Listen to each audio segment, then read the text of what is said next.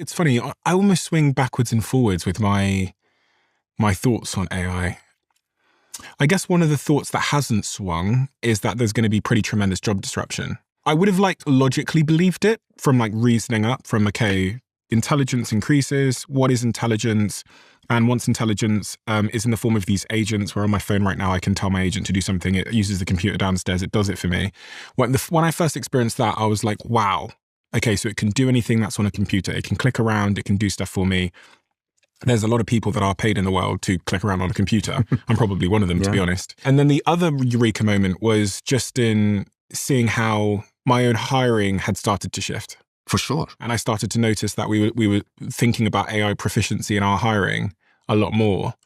And that especially, I think the guys at Anthropic, which is one of the big AI companies, said that they could see, I think they said roughly 15% of entry-level jobs could now be done by AI. I think that's what they said. And that started to correlate with what I was observing. And this is when I thought, oh my gosh, yes, no, this is going to cause a lot of job disruption, especially at the entry-level. I think you're spot on with that. Not the blue collar, but the entry-level knowledge work. Yeah. And that became my first concern. I sat here with Dara, the CEO of Uber, and he was quite clear that the 9 million Uber riders won't have their jobs anymore. What's your take on this job disruption point? No, I think you're spot on. I mean, your team gave me this lovely little pyramid, basically. If you think of the bottom layer as blue collar jobs, right? More people doing manual work. On top of it, you'll have those, call them knowledge workers, mostly doing mundane jobs, like you said, clicking on a computer or responding to a phone call or whatever. Then you have the middle knowledge workers, jobs that require a bit more intelligence, anything from a paralegal to a financial analyst to all of that. And then, of course, top leadership. And most people think it's going to be starting from the bottom. I don't think it will start from the bottom. Actually, I think blue-collar jobs will stay for a very long time. Give me an example of a blue-collar job for someone that's a carpenter. Okay. I love to restore classic cars. So, there isn't a robot that can do that yet. Okay. This, however, anything that is call center agent, assistant, travel agent, anything that you can do with a few clicks and is mundane, is going to disappear very quickly. My prediction is you're going to start to see very serious impact in 2027. Now, what you had not sensed it before, because what we saw was no hiring in that segment. So that what you saw in the last couple of years is that companies were not hiring entry-level jobs anymore. It wasn't job losses yet, but that basically meant the workforce was not growing, right? The next layer, I think, would probably be the knowledge workers. As intelligence increases, a paralegal would probably not be needed because AI can do the research, or one paralegal can do the job of 4, a financial analyst the same, and so on and so forth. But interestingly, it continues to go up, believe it or not. And I hosted Max Tedmark on my documentary, and he was laughing out loud, genuinely laughing out loud, saying, most of the CEOs believe that they can fire everyone and have AI do all of the jobs. They just don't remember that AGI is going to do everything better than humans eventually, including being a CEO. So let's first define, when you say white collar, you said lawyers there. What kind of roles is that? Everything. I mean, if you're a doctor that's doing diagnosis, you probably will have fewer doctors doing more diagnosis, because I think the NHS does that already by asking people to interact with an AI first. If you're a composer, a music composer, some composers will lose their jobs because of that. If you're an artist that's doing graphic design, some will lose their jobs because AI comes into that. And interestingly, even middle management. I mean, I told you offline about my startup. My CTO is an AI. My chief of staff is an AI. My project management is AIs. Again, because I'm a geek, I can do those things. But that interface will come to the normal people very soon, right? Mm-hmm. And so this may take 2 to 3, 5 years if you want, until 2030 if you're optimistic. And but they'll start to erode. Okay, I think the challenge that most people don't understand is as this erodes and as this erodes, we're already dealing with a very different economy. Okay, an economy that is spiraling a lot quicker and pushing for more cost reductions. I mean, let me ask you this, if you don't mind, then we can come back to this. Imagine a world where the concept of labor arbitrage that built all of our capitalist success disappears. What do you mean by labor arbitrage? So capitalism has always been all about using labor and capital or debt to create things at a cost that is lower than the price you sell them for. Correct? That's it. You bring a team together, they make some shoes, whatever, and you sell the shoes for $1 more than how much it costs you to make them. So how would capitalism look like if you don't have labor arbitrage? If cost of labor drops to an investment in a machine that can do the job? Okay? How would capitalism and banking look if because of that cost reduction, you don't need to borrow as much anymore? And more interestingly, how does the GDP look if all of those workers no longer have the purchasing power to buy the things that you can create, you and others, right? There is an interesting disruption that doesn't require us to get to 100% job displacement. You know, at 10, 20% job displacement, you're in a very different economy, and an economy that is clearly spiraling downwards, don't you think? Yeah, I wonder with when costs drop, I think one of the things that might happen as well is that people will spend more on other things.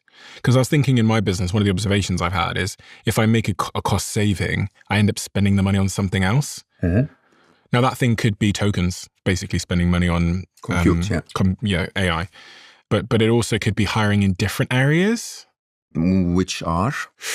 Software engineers are like hot property right now. You have to imagine all of that intelligence is sooner or later going to be not replaced entirely in the first stages, but if, you know, the job of 4 assistants can be done by one, then the job of 4 paralegals can be done by one, then the job of a massive marketing team can be done by, you know, a smaller marketing team. It's not that jobs will end first, it's that, you know, productivity gains will make businesses not want to have as many people, costly humans, you know, costly emotional humans, when the job can be predictably done for cheaper. And then what about this this bottom layer here? There was this video released by Figure AI the other day where they showed someone on a robot on the production line for 8 hours just sorting packages. Yeah. Did you see this video? At one point they showed a human sorting the packages alongside them, but the robot ended up winning out. And okay, this is a very straightforward task. All it's doing here is it's looking for where the label is on the package and making sure the label is facing downwards on all the packages. So it's looking, it's sorting the packages, putting the label facing down, and it did this for 8 days. Yeah. It intermittently, it would walk over and charge itself, and then it would come back to the production line. Yeah. But when I saw this as well, it was a glimpse of some of the disruption that's going to take place at the blue collar level as well. Because if you think about Elon Musk, he's got in his pay packet, he gets something like $1 trillion over the coming years if he produces and delivers at least 1 million humanoid robots into the world. But his prediction is there will be a time where there are 10 billion humanoid robots, where there are more humanoid robots in the world than humans. For a fact. You see, the interesting, again, the difference between the overhype and the underhype. Huh? Most of the conversation is around humanoids. Nobody's talking about self-driving cars. And a self-driving car is a robot. It's a functional robot that doesn't look like humans. Okay? The investment you have to put into humanoids is a little more to learn skills that allows that machine to fit into the world. But specialized robots are going to do the job very, very quickly. And so you can easily see that the first wave, like you had the conversation with Uber CEO, is going to be specialized robots replacing drivers. It's going to be specialized robots, unfortunately, doing the killing. It's going to be specialized robots, unfortunately, doing all of the, you know, intelligence work, law enforcement work. They don't have to look like a human. They don't have to behave like a human. As a matter of fact, the Boston Dynamics dog is probably more efficient than a humanoid at doing the job that you can assign to it in a battlefield, right? Now, those basically mean that jobs will be disappearing to robots before we recognize that they're disappearing to robots. And those robots will be as many as every car being made today. I mean, they are. If you go to LA, my car drives itself, but also there's just Waymos everywhere. So absolutely. Yeah. And BYD the other day just announced that they will pay for the liability of any accident their cars will make. And BYD is the big Chinese manufacturer of autonomous vehicles. So this I think replacement cycle will happen. It will require a lot of time to achieve economies of scale, but I don't think Elon Musk is off the mark when he talks about 10 billion robots. Not all of them are going to look like humanoids. And I think very quickly we will recognize that many robots don't need to be humanoids at all, that there is a much more efficient form factor or shape, physical shape, if you want, than the human flimsy structure. But yes, it's about to happen. I think I should qualify all of this by saying it does not necessarily need to happen. So people will hear all of this and blame AI and say AI is evil. AI is not. Abundant intelligence is wonderful. Having jobs done by machines is amazing for us. I'm thinking about the kid that's like, I don't know, leaving university now, and they've got a degree in law, or I don't know, you talked about a few other white collar jobs earlier, like graphic design, or maybe they did sociology. Yeah. Or maybe they did, I don't know, business management, like I did for one day in university. You're hearing about all these like layoffs coming from big tech companies. And it seems that the CEOs of these companies are announcing these layoffs with a certain amount of, it seems like, I wouldn't say the word is joy, but they are very keen to explain that they're laying off lots of people because of AI. And I think they think that gives them a certain amount of respect, probably from investors, for making hard decisions and being efficient with how they're running their businesses. Investors look at them and think, well, if that's an efficient business and they're leaning into AI, then that's a good investment. It's almost started a bit of a self-fulfilling prophecy, where if you're the only CEO not laying off loads of people because of AI, you actually look bad. The assumption is your company is bloated and you're a bad operator. So one of my concerns that I think is highly plausible is that over the next 5, maybe 10 years, we're going to really see a lot of unemployment as the world has to kind of readjust to whatever these new jobs are. I do think there will be new jobs. It's hard in foresight to predict what those new jobs will look like. And then the minute you start talking about humanoid robots and robotics, which I think is basically going to hit society like a comet, like a meteor. I think the first humanoid robot from Tesla or anyone else that is highly effective in the real world at doing tasks and is extremely intelligent because it's powered by one of these LLMs, I think it's going to shock people. And I think it's going to happen quickly. Like ChatGPT happened quickly. 100%. I think Elon or something is going to do a presentation someday and say, we're ready. 100%. And you can buy one now for $500 a month. 100%. And then people are going to get them, and I think it's going to shock the world. But until humanoid robots arrive, I think there's still going to be a lot of job disruption to the white-collar layer. And I wonder what that looks like for society when we get to, 10%, 15% unemployment, theoretically, which I think is plausible. Very soon, yeah. You're not very different, okay? You're just on top of a baseline that is continuing to grow. So your business is growing, so you continue to hire, but you are replacing human resources with compute. Okay? If AI didn't exist, you would have probably had 100 people more in your organization today, right? You now have 100 people less and 1 billion tokens more. Yeah, so for anyone that doesn't know, tokens are basically the thing that you use. It's the currency of AI. Yeah. So if you want to get a task done by a human, you count in sort of like man hour or worker hour, employee hour. In AI, you count by compute. You count by tokens, right? And so the trick is those major tech companies, they have two sides. One is they need to replace workers with compute even more because there is a competitive side on compute where if any of them is left behind, that means the destruction of the entire business. But on the upside, They are geeks, so they know how to build the interfaces to compute.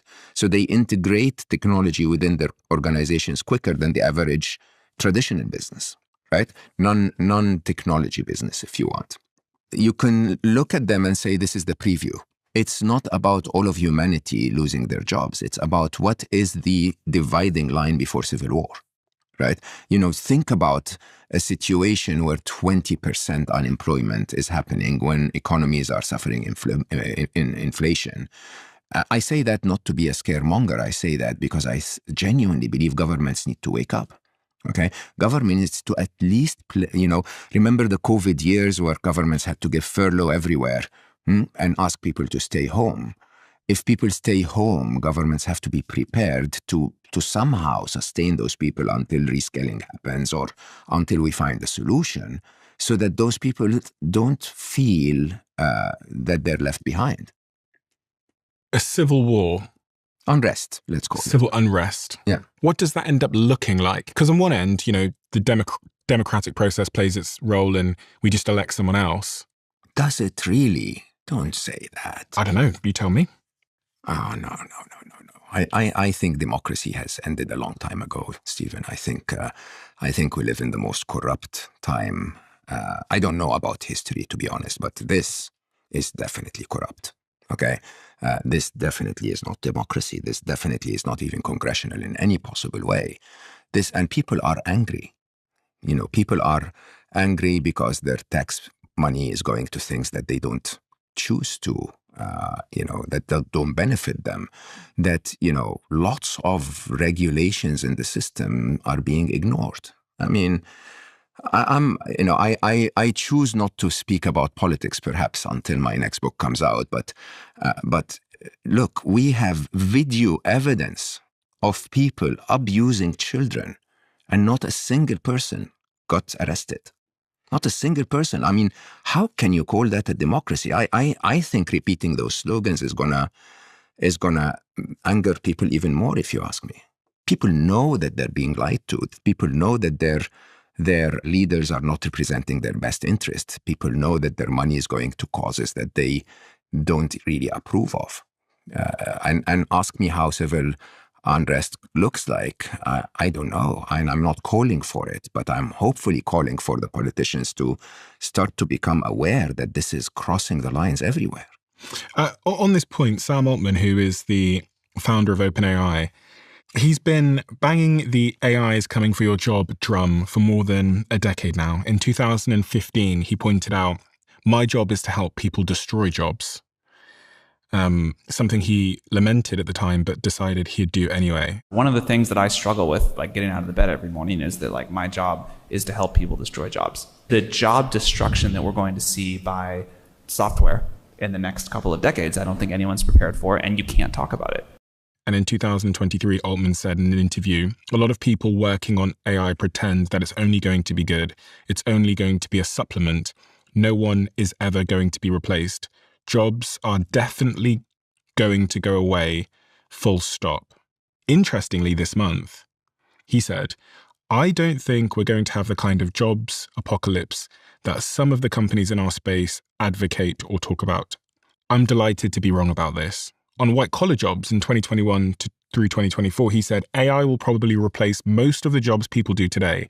Entire job categories will be totally gone. In May, this month, 2 years later, he said, I thought there would be more impact on entry-level white-collar jobs being eliminated by now than has actually happened. This is an area where my intuitions were just off. What I find uncomfortable is the bouncing backwards and forwards.